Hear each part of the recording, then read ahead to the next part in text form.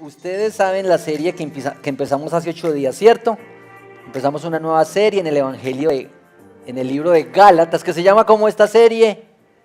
Se llama Evangelio Verdadero. Y de entrada uno debería decir, si se llama Evangelio Verdadero es porque tal vez hay por ahí evangelios que no son verdaderos. O no sé si les podemos decir evangelios. Esto es el libro de Gálatas, que tiene 6 capítulos. Esta carta escrita por el apóstol Pablo en el primer siglo a una iglesia especial, y que el enfoque de esta carta es la gracia. Hemos dividido la carta en 3 bloquecitos. Los 2 primeros capítulos es que el evangelio está siendo protegido y hay muchos testimonios aquí en los primeros 2 capítulos. En los capítulos 3 y 4, como en la mitad, está el evangelio siendo proclamado. Vamos a ver algo más desde la próxima semana, cómo es que el evangelio es proclamado aquí. Y en la parte final, donde está el fruto del Espíritu y todos estos detalles, el evangelio está siendo practicado. Entonces ahí está, protegido, proclamado, practicado, para que lo recordemos por esa aliteración. El texto que vamos a tener hoy está en Gálatas capítulo 1, versículos 11 hasta el 24. Entonces prepárense por favor para que leamos juntos la palabra del Señor. Yo siempre digo que solo leer la palabra del Señor con atención, despaciecito, bien entendidita, ya eso es mucho. Ya la palabra del Señor por sí sola tiene tanto para nosotros. Bueno, Gálatas capítulo 1, versículos 11 hasta el 24. Dice así la palabra del Señor: pues quiero que sepan, hermanos, que el evangelio que fue anunciado por mí no es según el hombre, pues ni lo recibí de hombre, ni me fue enseñado, sino que lo recibí por medio de una revelación de Jesucristo. Porque ustedes han oído acerca de mi antigua manera de vivir en el judaísmo, de cuán desmedidamente perseguía yo a la iglesia de Dios y trataba de destruirla. Yo aventajaba en el judaísmo a muchos de mis compatriotas contemporáneos, mostrando mucho más celo por las tradiciones de mis antepasados. Pero cuando Dios, que me apartó desde el vientre de mi madre y me llamó por su gracia, tuvo a bien revelar a su Hijo en mí para que yo lo anunciara entre los gentiles, no consulté enseguida con carne y sangre, ni subí a Jerusalén a los que eran apóstoles antes que yo, sino que fui a Arabia y regresé otra vez a Damasco. Entonces, 3 años después, subí a Jerusalén para conocer a Pedro y estuve con él 15 días. Pero no vi a ningún otro de los apóstoles, sino a Jacobo, el hermano del Señor. En lo que les escribo, les aseguro delante de Dios que no miento. Después fui a las regiones de Siria y Cilicia, pero todavía no era conocido en persona en las iglesias de Judea que eran en Cristo. Ellos solo oían decir: el que en otro tiempo nos perseguía, ahora predica la fe que en un tiempo quería destruir. Y glorificaban a Dios por causa de mí. Esta es la palabra del Señor. Oremos. Señor, estamos ante tu palabra que es tan preciosa y tu palabra que nos habla siempre. Al acercarnos a ella, te rogamos, oh Señor, que conforme a tus propósitos eternos, hoy tu palabra tenga un sabor nuevo para nosotros, acorde a tus propósitos eternos, Señor, de hoy llamarnos a la fe y al arrepentimiento, o consolarnos, o alentarnos. Señor, esta es tu palabra preciosa. Gracias porque además de darnos tantas bendiciones terrenales, nos has entregado tu palabra, que es como una luz que alumbra nuestros ojos, que alumbra nuestro entendimiento, Señor. Gracias porque al acercarnos a ella hoy, confiamos en que tú nos hablas siempre, como siempre lo haces, porque eres Dios generoso y Dios bondadoso. En Cristo Jesús. Amén. Amén. Bueno, el título de esta reflexión bíblica esta mañana es esta palabra: La revelación, la revelación. Ahí está. Pues esto de las palabras, ¿a ustedes les parece una palabra conocida o extraña? Revelación. Yo pues como hago el ejercicio de pensar cómo conecto mejor y cómo nos ayuda a entender las cosas, me puse a pensar si esta es una palabra cercana para nosotros. Más bien inusual, pero recordé que ahora se está usando que las parejas cuando van a tener bebé hacen toda una ceremonia para la revelación del sexo de su bebé. ¿Les ha tocado? Entonces hay decoración y bombos y platillos para decir, vamos a revelar el sexo del bebé. Eso es pues una moda, no decimos que está mal, pero es solo para decir que es una manera como se usa la revelación. Y yo no sé si a los más mayorcitos seguramente nos pasó, cuando yo estaba en la escuela rural, hacían unas campañas de Colgate y le daban a uno un líquido revelador para mostrarle la caries. Entonces, bueno, los cepillos, Colgate y todo eso, y le daban a uno, le daban en la boca, vea, esto le va a mostrar dónde tiene la caries. Entonces, claro, eso era, mejor dicho, ahí sí uno amaba el cepillo de dientes. Y bueno, también recuerdan el revelado de fotos. ¿Se acuerdan? Es que, jóvenes, hubo un tiempo en el que una foto valía. Entonces eran los rollos de 18 o de 36, ¿se acuerdan? Y eso valía plata, había que llevar eso a un lugar y eso a un laboratorio. Eso era tremendo y eso se llamaba revelar las fotos. Hay una historia con la revelación de eso, que hay una historia que un señor entró todo apurado a una tienda de esas, donde hacían lo de las fotos. Entonces el señor entró todo apurado y se sentó y empezó a contar un poco de historias de su vida, de sus problemas matrimoniales, y hablaba y hablaba. Entonces la señorita le dijo, pero señor, es que ¿usted por qué está diciendo todo eso? Esto aquí no es ningún consultorio. Entonces el señor la miró y le dijo, es que afuera hay un aviso que dice, entre y revele su rollo. Y eso era. Bueno, la revelación es un poco más serio. En la Biblia la revelación se refiere a Dios y la manera como Él se da a conocer. La revelación en la Biblia se refiere a los profetas, a profecías. Y en esta expresión que usa Pablo aquí es apocalipsis. También es inspiración. Bueno, este resumen, esta síntesis de lo que vamos a ver en esta reflexión, que yo la tengo ordenadita, esperamos que no se me desordene. El testimonio del apóstol Pablo aquí, en esto que leímos, ilustra el evangelio verdadero. Que Dios lo apartó, esto es lo primero, desde antes de nacer. Lo llamó, esto es lo segundo, y se le reveló, esto es lo tercero, en Jesucristo para que lo anunciara. La respuesta del apóstol se resume en esto: fe, arrepentimiento y sumisión a la voluntad de su Salvador. Esto es lo que vamos a ver aquí. El verdadero evangelio de la gracia de Dios, en estas tres palabras claves, en esta ilustración del evangelio: Dios aparta, Dios llama, Dios se revela. Y el pecador responde en arrepentimiento y en fe. Noten que para Pablo el evangelio no es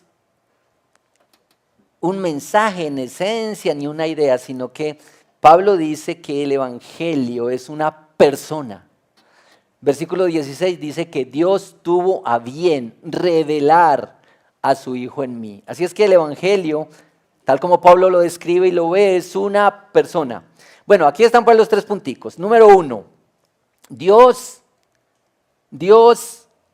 aparta. Versículo 15, por favor. Miren el versículo 15 cómo lo describe Pablo acá. Bueno, está hablando del mensaje, la predicación del evangelio, y está contando un poco de su testimonio. Versículo 15, pero cuando Dios, que me apartó desde el vientre de mi madre y me llamó por su gracia, tuvo a bien revelar a su Hijo en mí para que yo lo anunciara entre los gentiles. Y ahí está pues lo de no consultó sino que fue y empezó todo el proceso de su transformación. Entonces, número 1, hermanos queridos y amigos, Dios aparta, esta es la expresión. Este es el mensaje consistente del Evangelio. La idea de que Dios aparta, de que Dios separa a alguien, no es una idea del Nuevo Testamento. Solamente, no nace en el Nuevo Testamento. Noten por favor la experiencia del profeta Jeremías, que vivió y escribió en el año 627 a.C. y él describe así la palabra del Señor que le vino. Versículos 4 y 5 del capítulo 1 de Jeremías. Vino pues la palabra de Jehová a mí diciendo: antes que te formase en el vientre te conocí, y antes que nacieses te santifiqué, te di por profeta a las naciones. Esto es, tal vez ustedes dicen, no, pero es que Pablo y Jeremías, esos eran unos monstruos, eso es otro nivel, eso eran tremendos personajes y por eso los apartó así y los llamó así. Sin embargo, tengo para decir que sobre la elección que Dios hace de personas para la salvación, bueno, uno de los textos más claros está en la carta del propio Pablo para la iglesia de Éfeso, también escrita en el primer siglo. Usted, los que toman nota, téngalo ahí, Efesios 1, desde el 1 hasta el 24, está esto tan precioso de cómo es que Cristo se manifiesta y cómo es que Dios aparta a personas. De esa porción solo quiero leer estos dos versículos, el versículo 5 y 6 de Efesios capítulo 1. Efesios 1, versículos 5 y 6. Habiéndonos predestinado para ser adoptados hijos suyos por medio de Jesucristo, según la complacencia de su voluntad, para alabanza de la gloria de su gracia, en el cual nos ha favorecido en el amado. Hermanos y amigos, se trata de que antes que nosotros escojamos a Dios, Él nos escogió a nosotros. Dios aparta. Así dice primera de Juan 4:19, nosotros le amamos porque Él nos amó a nosotros primero. Sproul dice, lo escogemos porque Él abrió nuestros ojos para ver su belleza. ¿No les parece hermoso? La doctrina de la elección es preciosa, pero es difícil y es rechazada por muchos. Al lado de la doctrina de la elección, generalmente está la incondicionalidad de esta elección. Por eso se habla de la elección incondicional. Y ahí está, pegado a la elección incondicional, está la relación con la gracia. Pero antes de la elección incondicional, por gracia, está lo que la hace necesaria e indispensable y es la corrupción total. Es decir, tiene que ser elección, tiene que ser que Dios toma la iniciativa y tiene que ser que Dios aparta, porque nosotros no podemos hacerlo por sí mismos. Tiene que ser así la obra del Señor en este evangelio verdadero. Lo que la Biblia dice es que nosotros estamos muertos y que el Señor nos llama a la vida. Abre los ojos, abre el entendimiento. Esto es, Dios aparta, porque de no ser así, nosotros estamos muertos. Algo más sobre la gracia. ¿Qué es lo que hace tan difícil la gracia? Varias cosas hacen difícil la gracia para nosotros. Una de ellas, y yo creo que es una de las principales razones, es que la gracia nos quita el control. La gracia nos quita el control. Es más cómodo para nosotros compensar la falta con nuestros propios recursos porque controlamos un poco. Es más difícil escuchar esto, que en Jesús Dios pagó el alto precio que merecen nuestros actos, porque la paga del pecado es muerte, pero la dádiva, el regalo de Dios es vida, dice Romanos 6:23. Bueno, también tenemos un sistema legal que no se basa en la gracia, sino en la ley. ¿Qué dice nuestro sistema legal? El que la hace, la paga. Pero el Evangelio es esta cosa extraña, que tú la haces y otro pagó. Que otro pagó. Y que por amor y entrega al que pagó, uno no juega con eso. Uno no quiere seguir revolcándose ahí en el lodo, sino que por amor uno entrega su vida en respuesta, en rendición a aquel que pagó esta deuda. Uno resuelve no vivir en el pecado. Un par de cosas más sobre la doctrina de la elección. A algunos les cuesta la doctrina de la elección porque consideran que esto es injusto. Es injusto que Dios aparte a algunos y no los aparte a todos. Esto es muy importante porque es una de nuestras principales luchas con la doctrina de la elección. En la teología se muestra en el componente de la Biblia que todo aquel que es condenado por sus pecados es condenado justamente. En la condenación no habrá ni uno solo que tenga que decir, yo estoy aquí injustamente. Yo era inocente. Yo no merecía. Es decir, cuando Dios condena, condena justamente. Nadie podrá quejarse de lo contrario. Ahora, los salvos por la gracia de Dios, acorde a este mensaje y a este evangelio, deberíamos decir con asombro, en lugar de pensar en que Dios debería salvarlos a todos, deberíamos decir con asombro, me salvaste a mí. Y es que si usted se hace un escaneo, vea y verá que usted es la peorcita persona que usted conoce. Vea y verá que es muy distinto a lo que los demás ven. Vea y verá que dentro de nosotros habitan las peores cosas. Y Dios te escogió así. Y Dios te amó así. Y Dios te llamó así, como lo vamos a ver enseguida. Y Dios se te está revelando así, así como somos, pero no para dejarnos así. Así es que, hermanos, queridos y amigos, deberíamos preguntarnos esto con más frecuencia. ¿Por qué a mí? ¿Cómo que me salvaste a mí? Y esto explica por qué el creyente debe vivir en permanente humillación, adoración, contemplación ante el Salvador. Porque después de que me amó así, después de que se entregó y pagó el precio por mí así, mis queridos, ¿qué otra manera podemos responder sino en adoración, en humillación, en obediencia, en rendición a este Salvador? Ese es el primer puntico. Voy para el segundo. ¿Cierto que voy muy rápido? Es por lo del partido. Segundo, primero Dios aparta, pero segundo, lo que vemos aquí en la experiencia de Pablo es que Pablo señala que Dios lo llamó. Versículo 15 también dice que Dios me apartó desde el vientre de mi madre y me llamó por su gracia. Y luego dice, tuvo a bien revelar a su Hijo en mí. Pero tengámonos un momento en esto de que Dios llama.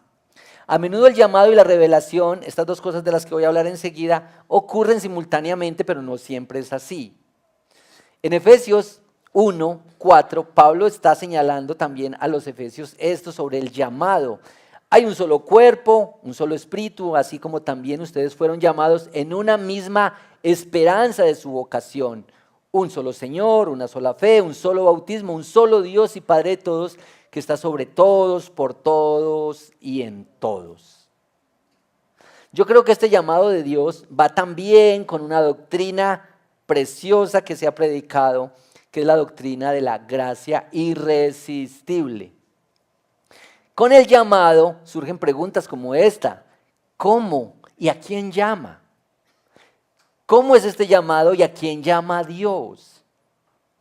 Uno puede colgar esta llamada, como cuando lo llaman a uno del banco, para decirle, por su excelente manejo financiero le hemos aprobado un crédito. Y uno dice, ¿cuándo se acabará esta llamadita? No me interesa.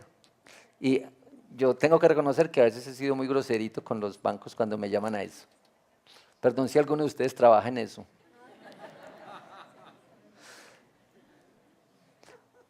Uno puede colgar ligero esta llamada del Señor, uno puede salirse de ahí rápido, uno puede como que buscar una salidita. Miren, se conoce también como el llamado eficaz. Esto es una explicacioncita un poquito técnica, ténganme paciencia aquí sobre esto, porque en teología se habla del llamado externo y del llamado interno.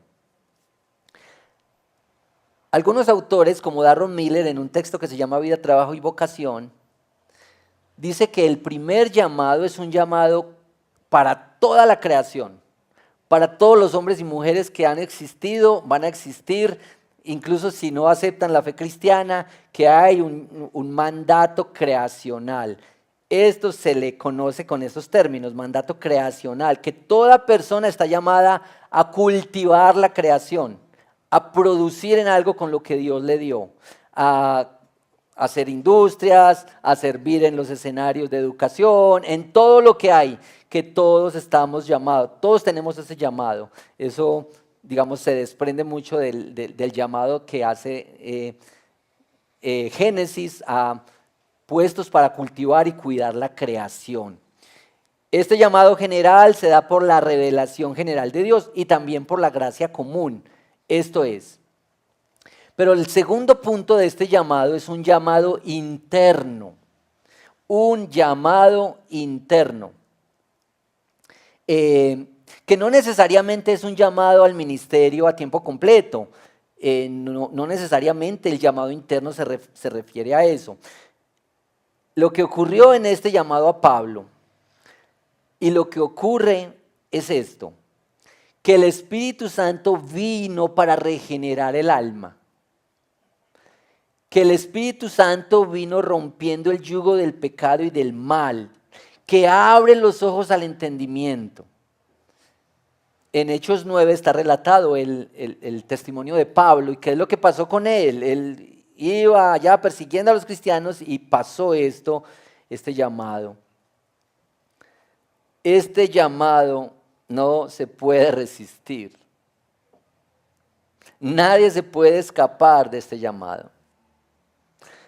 Entonces ahí están estos dos elementos. La Biblia habla de los dos. Mire, solamente estas referencias para que ustedes las tengan ahí y un poco profundicen posteriormente. En Mateo 22:14 dice que muchos son los llamados y pocos los escogidos. Uno diría que esto es un llamado general. Este es el llamado general.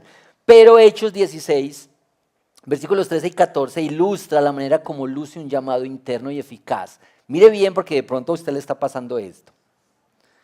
Hechos 16, 13 y 14. Recuerden, está el contexto de la iglesia expandiéndose, creciendo, y aquí está relatando pues el autor de Hechos, Lucas. En el día de reposo salimos fuera de la puerta a la orilla de un río, donde pensábamos que habría un lugar de oración. Nos sentamos y comenzamos a hablar a las mujeres que se habían reunido, y estaba escuchando cierta mujer llamada Lidia. No le den demasiada importancia al nombre, de la ciudad de Tiatira, vendedora de telas de púrpura, que adoraba a Dios, y el Señor abrió su corazón para que recibiera lo que Pablo decía. Había otras personas oyendo, pero esta mujer se le abrió el corazón y se le abrió el entendimiento. Hermanos, ¿por qué algunas personas se saben la Biblia, recitan la Biblia, la tienen en su biblioteca, la tienen abierta en el Salmo 91 en su casa,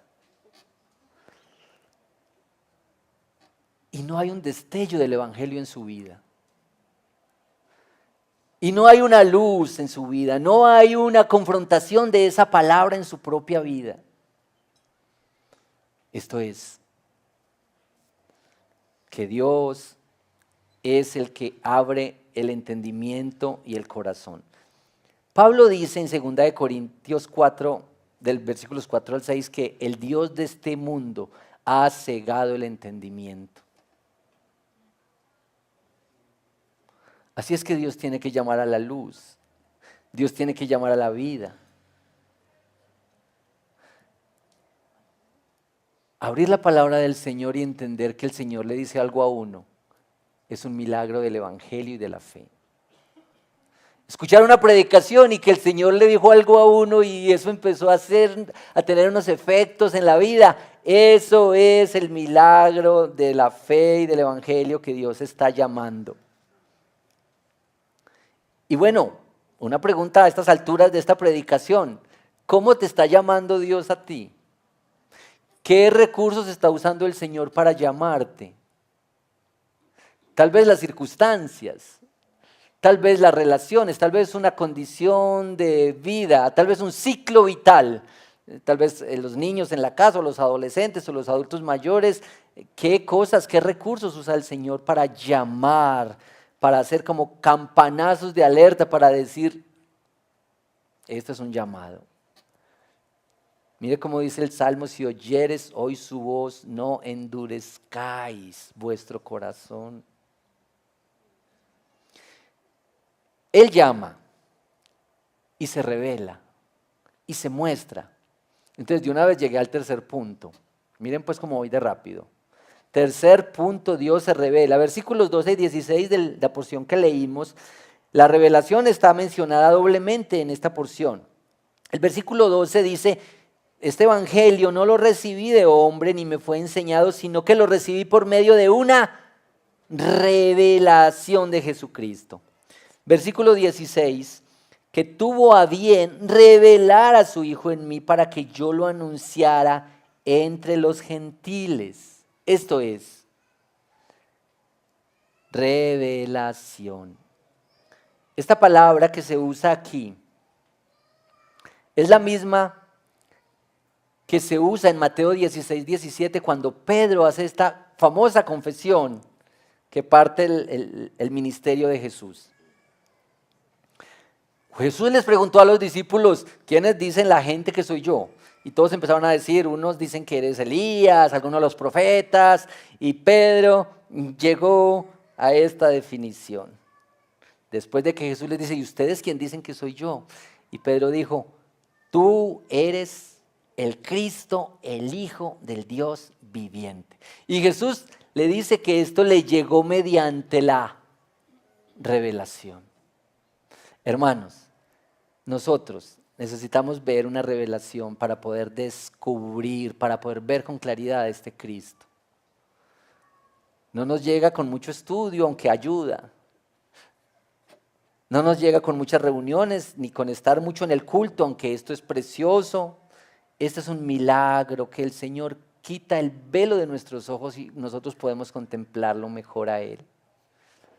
Ahora, yo sé que nosotros esperaríamos revelaciones como las que tuvo Pablo. ¿Ustedes están listos para una revelación así? Una caída al piso, un destello y se quedó ciego. Entonces uno dice, no, pues así cualquiera cambia.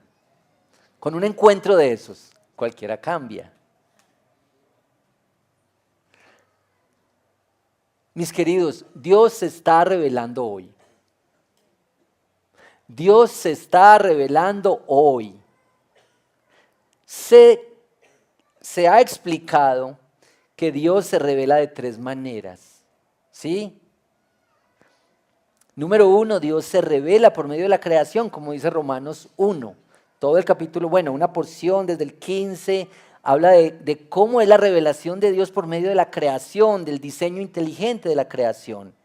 Desde la creación del mundo, dice el versículo 20 de Romanos 1, sus atributos invisibles, su eterno poder y divinidad se han visto con toda claridad, siendo entendidos por medio de lo creado, de manera que ellos no tienen excusa, que Dios se revela por medio de la creación.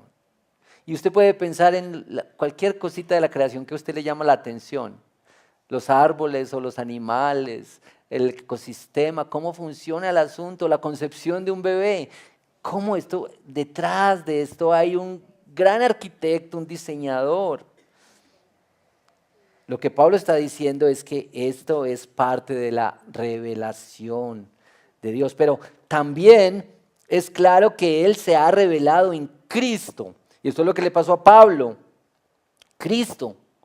Esta es la manera como se ha revelado Dios por Cristo. Tal vez uno de los pasajes que más contundentemente habla sobre la revelación de Dios en Cristo es Colosenses 1, cuando dice que Él es la imagen del Dios invisible. Él es, Cristo es la imagen del Dios invisible, el primogénito de toda la creación. Esto es como Dios se está revelando entre nosotros. Y la tercera manera como el Señor se revela es, aquí está,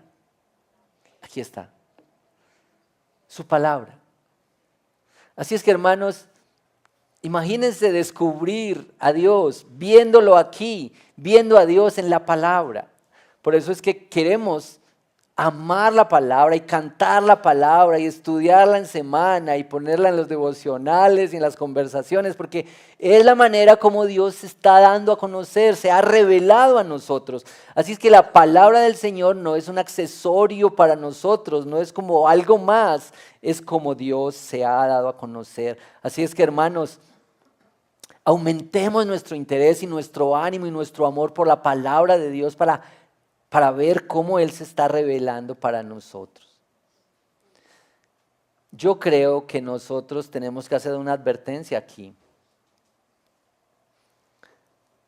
Si este es el evangelio verdadero es porque también hay evangelios falsos. Y yo creo que siempre corremos el riesgo de un falso evangelio. Es que una persona puede pasar su vida sin cambios profundos, conformándose con la estética. Es que una persona puede pasar su vida sin un arrepentimiento genuino y una fe verdadera. Mis queridos, yo no sé cómo será cuando Dios se le revela a uno así. Cuando se abren los ojos y uno ve a Dios y uno ve a Cristo.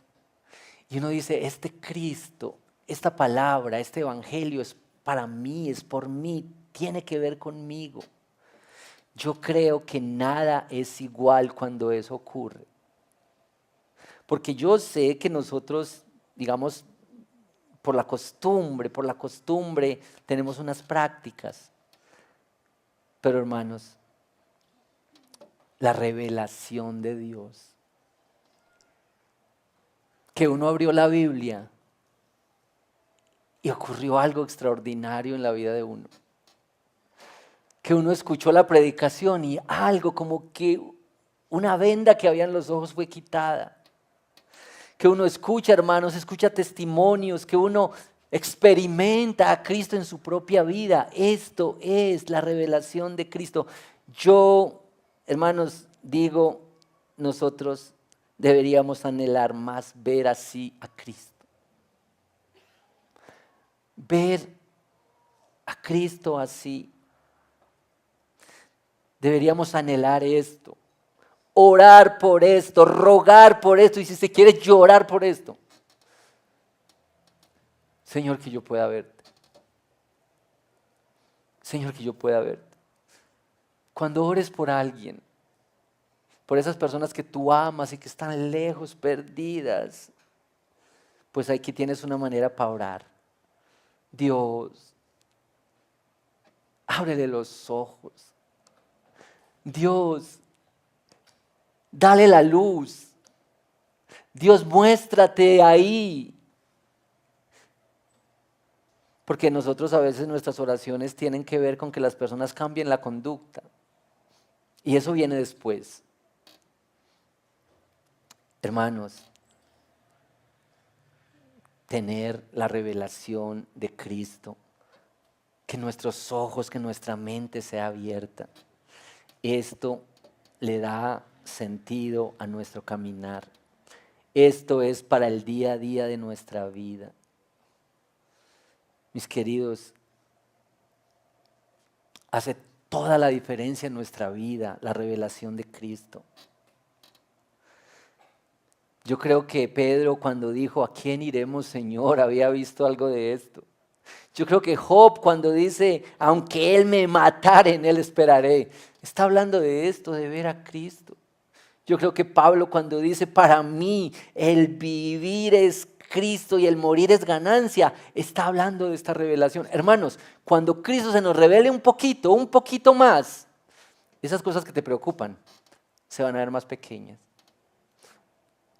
Esas cosas que anhelas y que le dedicas todo el tiempo de tu vida y todos tus recursos, se van a ver más pequeñas. Tú mismo te vas a ver más pequeño con la revelación gloriosa, más grande de este Cristo precioso que lo llena todo, que es suficiente para nuestra vida, que ponemos toda nuestra esperanza y nuestra confianza en Él. Esto es, hermanos. Bueno, a estas alturas, tal vez ustedes dicen, Dios aparta y llama y se revela solo a personas con ciertas características. Con características especiales. Eso de que Dios se revela, que Dios llama y aparta, eso debe ser para personas de renombre, muy importantes.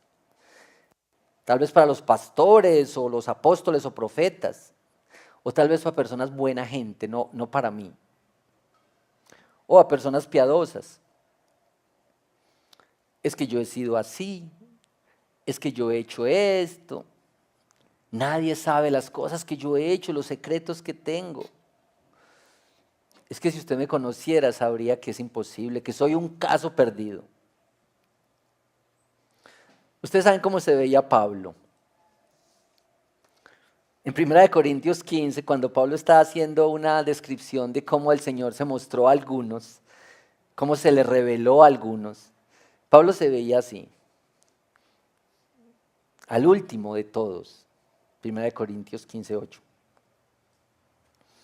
Como a un nacido fuera de tiempo, y otras versiones dice como a un abortivo.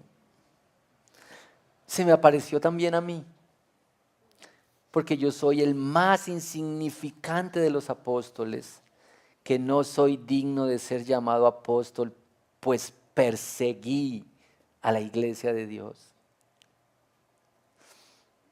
Hermanos queridos, los apartados, los llamados a quienes Dios se les revela, esas personas indignas, esas personas comunes y corrientes,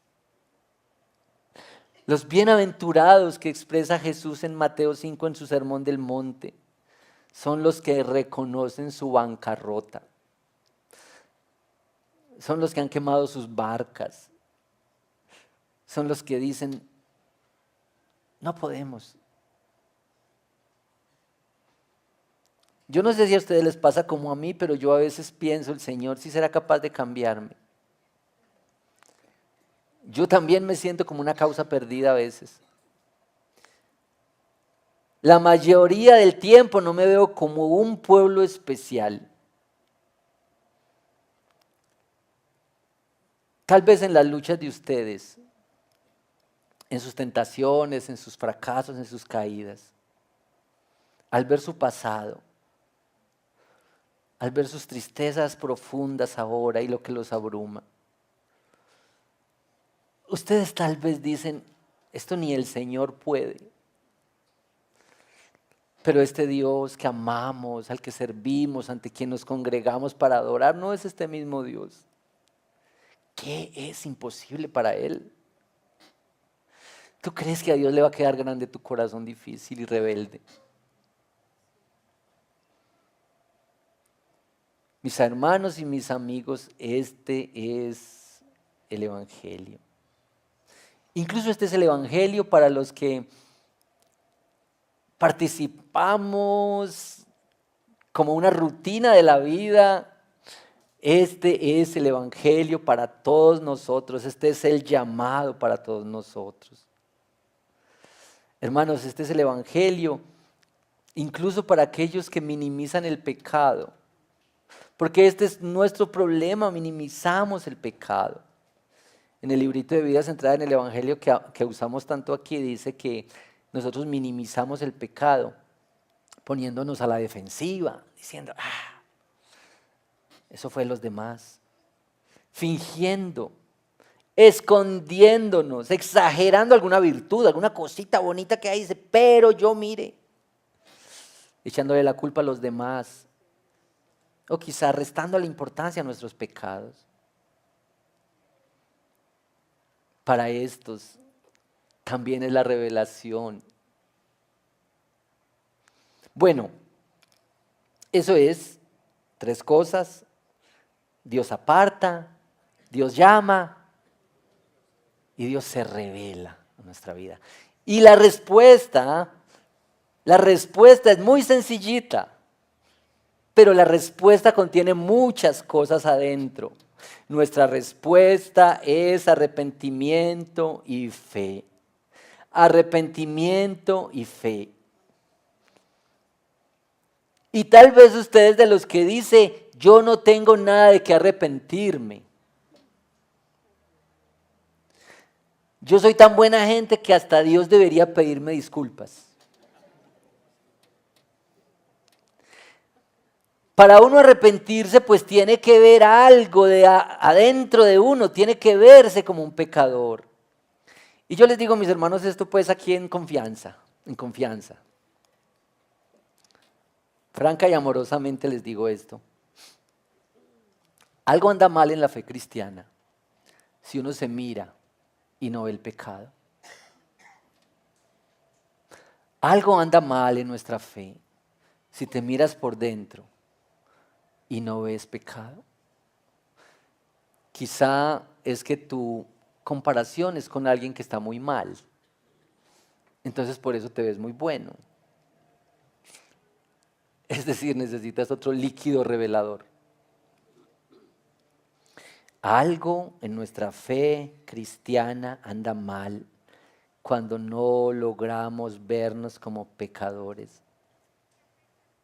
Cuando no vemos las formas en las que hemos ofendido al Dios Santo, con nuestros pensamientos, con nuestras decisiones, con nuestras palabras, incluso cuando no hacemos lo que Él nos ha dicho que hagamos. El problema cuando uno ve pequeño el pecado o no ve pecado es que eso no, ¿de qué nos arrepentimos si no lo vemos? Entonces, ¿para qué la fe y para qué el arrepentimiento si no vemos el pecado? Y decimos con Pablo y con Juan, si decimos que no tenemos pecado, la verdad no está en nosotros, le hacemos a él mentiroso. Hermanos, es tan importante verse como un pecador y seguramente que no tienes que inventarte los pecados.